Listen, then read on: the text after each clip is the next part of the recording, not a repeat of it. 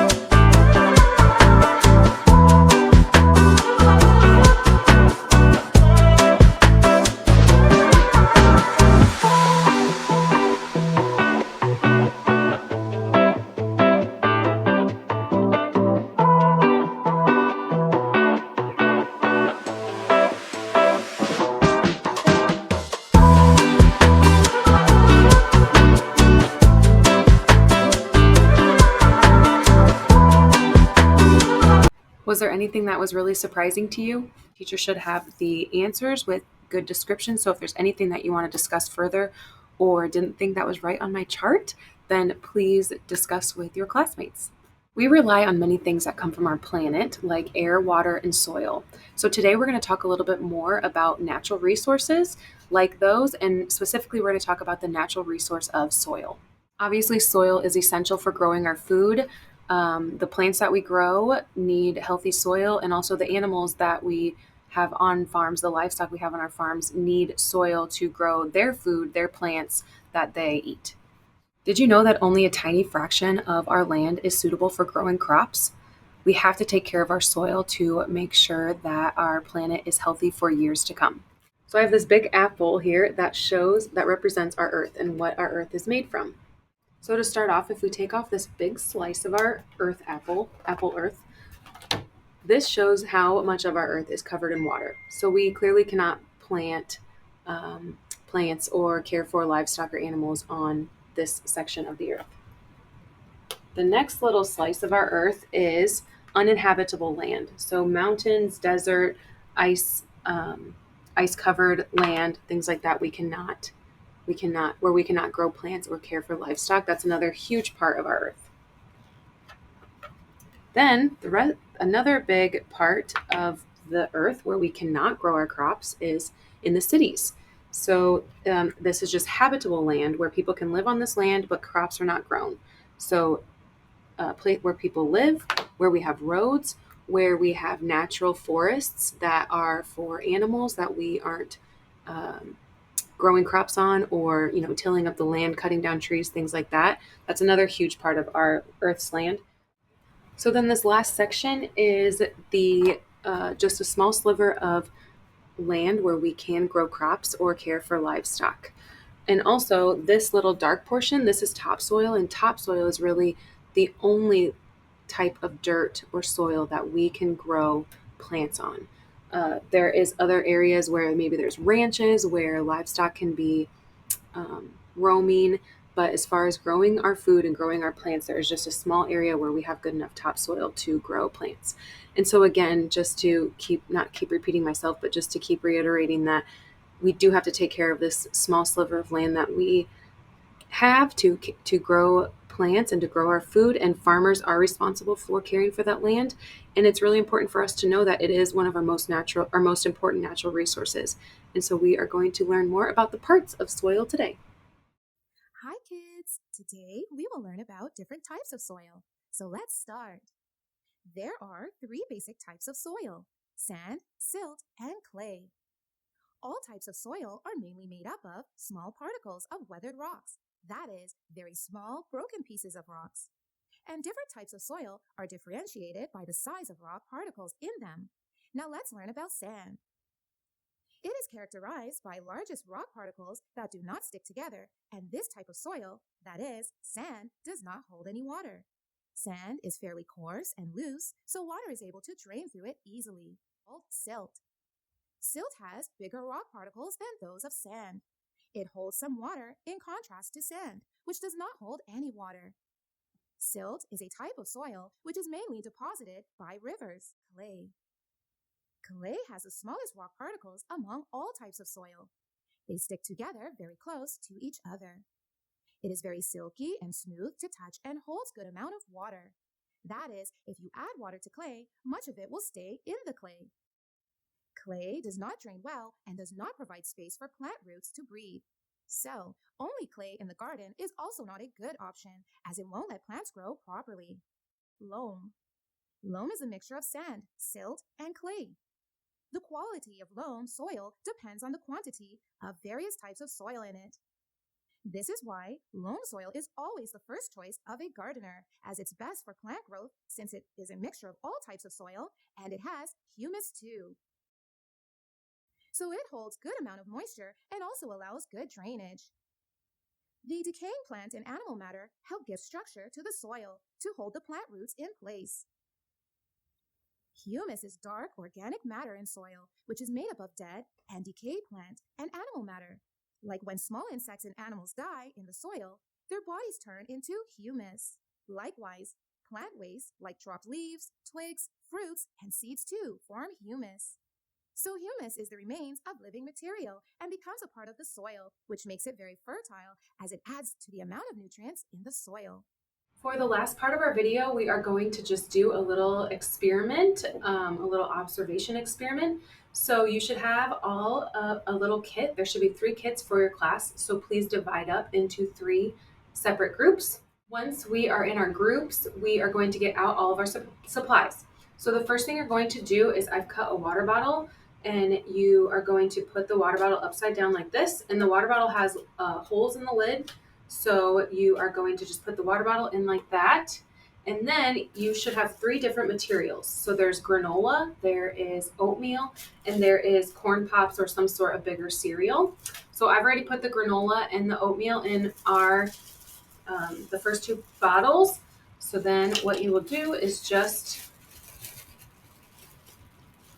fill your bottles with your materials. So if you want to go ahead and do that. Now that we have learned about the different soil particles within our dirt and in our soil, we are going to do a little observation experiment to see how water will flow through each of the different particles. So we're going to kind of make this a little bit of a game. So each of these 3 items are representing a soil particle. So one is sand, one is silt, and one is clay. So as we are putting the water through them, you all be paying attention and try to figure out which one is which. So is oatmeal the clay, silt, or sand, and so on and so forth. Now, if everyone has everything set up, we are going to put some water into each of the bottles and see what happens. Don't go too quickly because the soil particles will sort of float to the top. I don't want them to overflow for you. And just give it a minute here and see what's going to happen. So as you can see, the cereal let the water flow through very quickly. The oatmeal has held onto most of the water in the bottle. And then the granola is taking a lot more time. It's still letting water through, but it is taking a lot more time to let the water flow through. So after watching this experiment, what do we think that the cereal is representing? It's letting the water flow through really easily and quickly. So we think that the cereal is representing the sand. Sand has bigger particles and water can flow through really nicely. What do we think the oatmeal is representing? It's not letting any of the water through. So what do we think it's representing?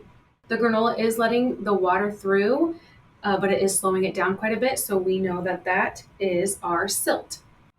So soil particle size really affects the way that water drains through. And if I were a plant and was in really sandy soil and the water drained away quickly, certain kinds of plants can't live without moisture within the soil, sort of always having their roots wet. There are plants like cactus that have no problem living in well-drained soil. Same with the opposite side of the clay. There are some plants that just cannot survive with soil that does not drain the water away and really holds onto the soil. It's really mushy, like muddy, mushy ground.